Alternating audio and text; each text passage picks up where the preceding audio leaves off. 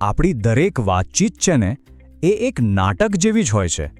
શબ્દો તો ખાલી સ્ક્રિપ્ટ છે, પણ અસલી મતલબ તો પાત્રોના હાવભાવ, એમના અવાજના ઉતાર-ચઢાવ અને એમની વચ્ચે જે નથી બોલાતું ને એમાં છુપાયેલો હોય છે. તો ચાલો આ વિશ્લેષણમાં આપણે એ જ અદૃશ્ય પાસાઓને સમજવાની કોશિશ કરીએ, જેથી આપણે ખાલી શબ્દો જ નહીં પણ આખું નાટક સમજી શકીએ. ચલો એક સામાન્ય વાત વિચારીએ. તમે કોઈને બહુ જ ઉત્સાહથી તમારો નવો આઈડિયા બતાવો છો અને સામેથી જવાબ શું આવે? ઠીક છે. હવે આનો મતલબ શું કાઢવો? શું એમને આ આઈડિયા ખરેખર ગમ્યો કે પછી એ વાતને ટાળવાની એક રીત હતી? જુઓ, શબ્દ કેટલો નાનો છે, પણ અહીંથી જ સાચા અર્થ અને ગેરસમજ વચ્ચેની પાતળી લાઈન શરૂ થાય છે. તો આ અબોલ સંહિતા છે શું? વેલ, એ કોઈ સિક્રેટ કોડ નથી, પણ આપણી જ ભાષાની અંદર છુપાયેલું એક બીજું લેયર છે. એમ સમજો કે શબ્દોની પાછળની લાગણીઓ, આપણી સંસ્કૃતિની છાપ અને આપણા મનમાં ચાલતી પેટર્નનું એક પ્રતિબિંબ છે. આ કોઈ જાદુ નથી, પણ વાતચીતને ઊંડાણથી સમજવાની એક કળા છે જે કોઈ પણ શીખી શકે છે. તો ચાલો હવે શબ્દોની આરપાર જોઈએ અને સમજીએ કે ખરેખર શું છુપાયેલું છે.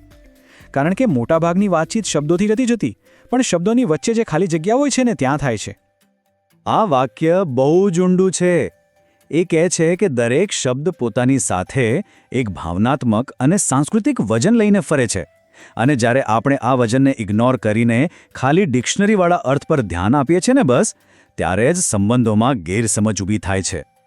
તો આ સમજ સાથે ચાલો હવે એ સામાન્ય ભૂલો પર નજર કરીએ, જે આપણે બધા જ જાણે રોજ કરતા હોઈએ છીએ.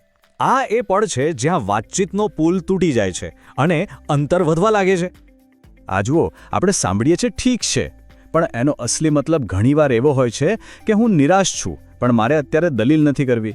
એવી જ રીતે હું પ્રયત્ન કરીશ. આ વાક્ય પશ્ચિમમાં કમિટમેન્ટ બતાવે છે, પણ ઘણા એશિયન દેશોમાં આ ના કહેવાની એક નમ્ર રીત હોઈ શકે છે. શબ્દો તો એ જ છે, પણ જુઓ, કલ્ચર બદલાય એટલે અર્થ કેવો ફરી જાય છે. અને વાત ખાલી શબ્દોની જ નથી.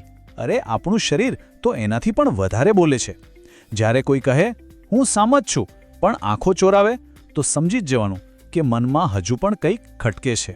અને જ્યારે કોઈ કહે હું સાંભળી રહ્યો છું પણ ધ્યાન ફોનમાં હોય, તો એ શબ્દનો કોઈ મતલબ જ નથી રહેતો. યાદ રાખજો, આપણું શરીર ક્યારેય ખોટું નથી બોલતું. તો ચાલો આ 5 ભૂલોને ઓળખીએ. પહેલી, શબ્દોને જ પકડી રાખવા અને એની પાછળની ભાવનાને અવગણવી. બીજી, જેમ કે ખરેખર જેવા શબ્દો વાપરીને આપણી વાતનો પાવર જ ઓછો કરી દેવો. ત્રીજી ભૂલ, એવું માની લેવું કે આપણી વાતનો મતલબ આખી દુનિયામાં એક સરખો જ થશે.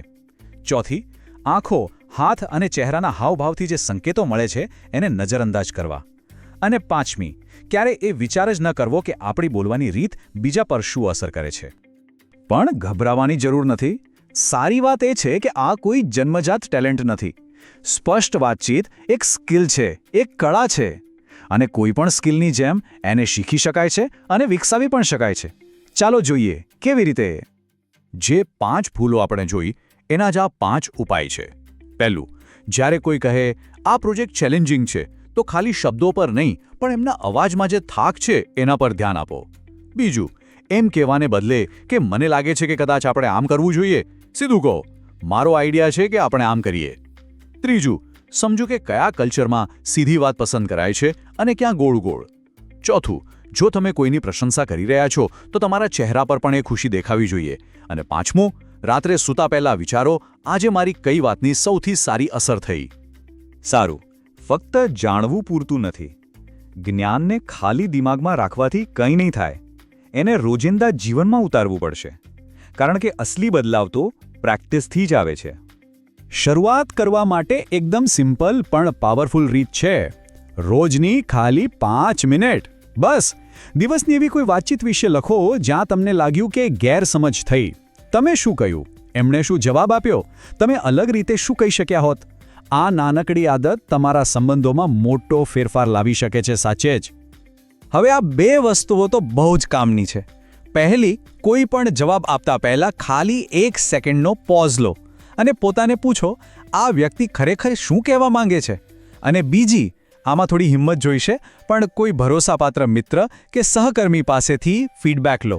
એમને પૂછો જ્યારે હું વાત કરું છું ત્યારે મારી બોડી લેંગ્વેજ મારા શબ્દોથી અલગ લાગે છે.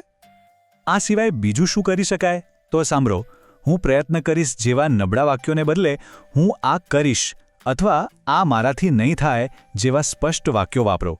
ક્યારેક પોતાની જાતને મીટિંગમાં બોલતા રેકોર્ડ કરો અને પછી જુઓ કે તમારા હાવભાવ તમારો આત્મવિશ્વાસ બતાવે છે કે નહીં.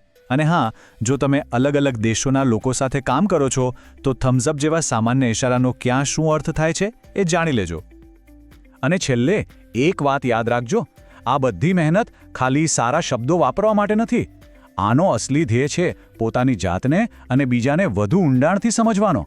જ્યારે આપણે આ અબોલ સંહિતાને સમજીએ છીએ ને, ત્યારે આપણે ખાલી સારા કમ્યુનિકેટર નથી બનતા, આપણે વધારે સારા મિત્ર, સારા લીડર અને સાચા અર્થમાં વધારે સારા માણસ બનીએ છીએ.